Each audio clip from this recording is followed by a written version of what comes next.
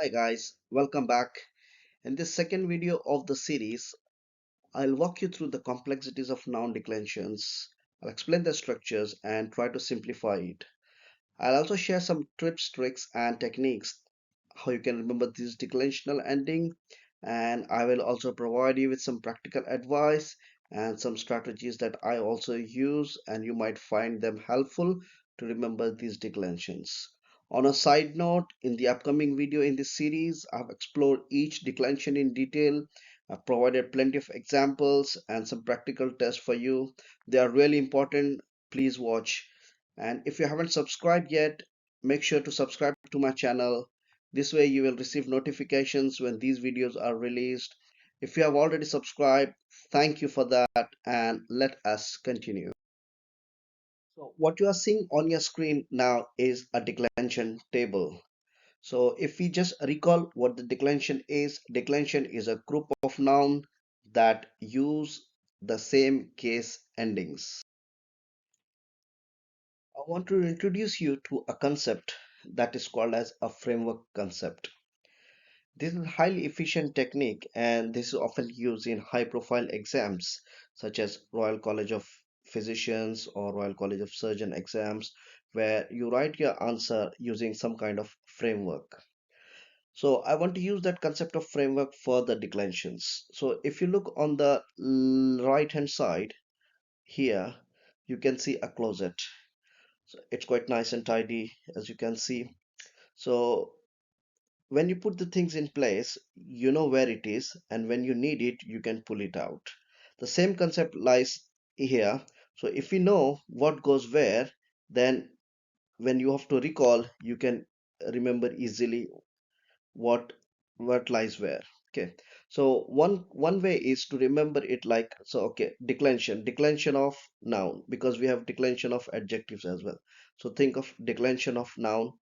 Okay, first thing, then think of the number. Remember in this order. First, declension of noun. This is quite easy, and you do not have to always say that. Then the declension, what number the declension is, first, second, third, fourth, or fifth.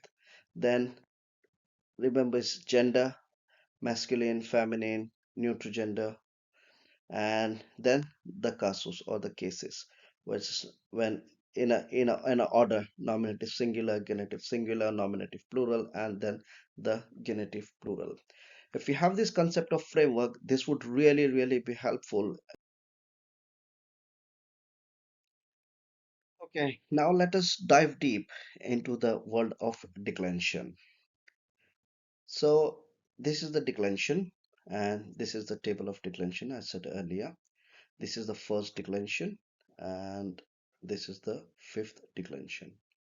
So what is common in the first and fifth declension? So the fifth declension is, first declension has got all nouns of feminine, and fifth also has got all nouns that of feminine. This is one thing. Okay. The other thing is they both, first and fifth, they both are odd numbers. So the similarities are, first and fifth, they both are feminine nouns, and they both are odd numbers. This is one way to remember these declensions. Okay. If you notice that the ending of all the nouns begins with a or a. If you see here, all the endings begins with a. Likewise, if you look at all the endings in the fifth declension begins with I. It is I, but don't get confused between English I and Latin I. In English is E, so remember this is E, but when you pronounce, say it as I. So what is common is all ending begins with I, and this is similar for first and the fifth declension. For the first declension, the endings begin with a, and all the endings begin with I in fifth declension. Now, let us see second declension. So this is the second declension and this is the fourth declension. What is common between second and fourth declension? The thing that is common in the second and fourth declension is they both are even numbers. So they both are even numbers, and if you notice, they both have got masculine and neutrum, masculine and neutrum genders now. So both has got masculine and neutrum gender nouns. Then if you look at the declension fourth, like first and fifth, all endings begins with u, u or u or u. All endings begin with u, such as us, u, us, wa, So these are it is easy to remember. So we have seen the first, fourth, and fifth declension. So all the endings begin with a for first declension. All endings begins with u or u in fourth declension, and all the endings begin with I in fifth declension. So this is easy to remember. So we have sorted first, second, fourth, and fifth. What remains is the third declension. Third declension has got all the three genders: masculine, feminine, and neuter. No other no other declension has got all the three except third declension. So this is very unique feature of declension 3, third declension. Third declension is the most complex, as you can see, because you cannot determine from the nominative singular endings what noun they are. So what you have to do is you have to refer to the to its dictionary form, because you cannot use nominative singular endings to differentiate identify its ending. So declension third is the most complex of all. And last tip I would like to give here is, if you see the genitive plural of all these declensions 1 to 5, they all have got one thing in common, and that is they all have got at their end. You can see is arum, orum, eum, and erum. So all has got at the end. So this is how you can easily remember this thing.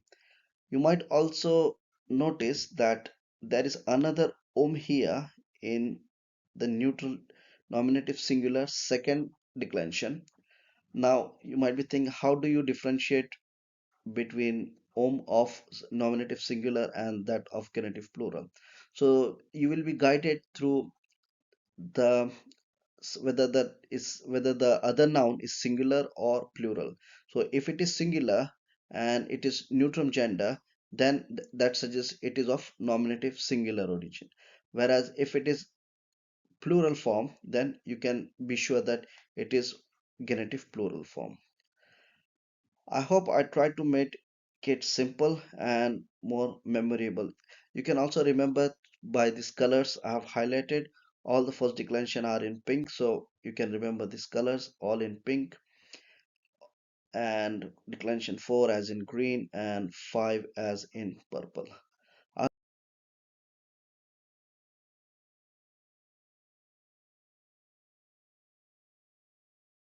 So we have now reached the last part of our video, and I'm going to share some practical advice and some strategies that I will share with you. So to be really honest, this really depends on your learning style. Everyone has got their own unique learning style. So, but the most common are, I would say, is if you are a big fan of songs or rhymes, then you might make some songs or rhymes of these declension endings. There, I am aware of there are some songs or some rhymes on these endings, declensional endings on YouTube.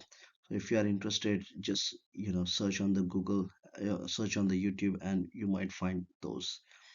Uh, Other way is memory sentences. This is also quite helpful. If you remember the sentence, you will remember the whole. Uh, for example, I'll give you an example here. The bus is loud and it has a drum inside. So if you look at us and can you guess what declension it is and what the casus is? Yes, good. If you have guessed that it is second declension and it is nominative singular, masculine and neutrum gender, then yes, you're right. Good. Then other way is sticky notes. I find this helpful. So if you take one color sticky note and write only one declension, like first declension, all the endings and the gender. So like if you're writing the first declension, so you write feminine, I, arum.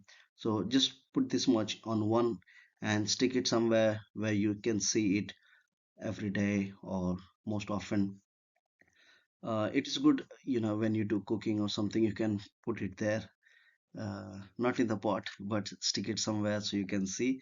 And other I would suggest is flashcards. This is really very helpful. I found this personally helpful.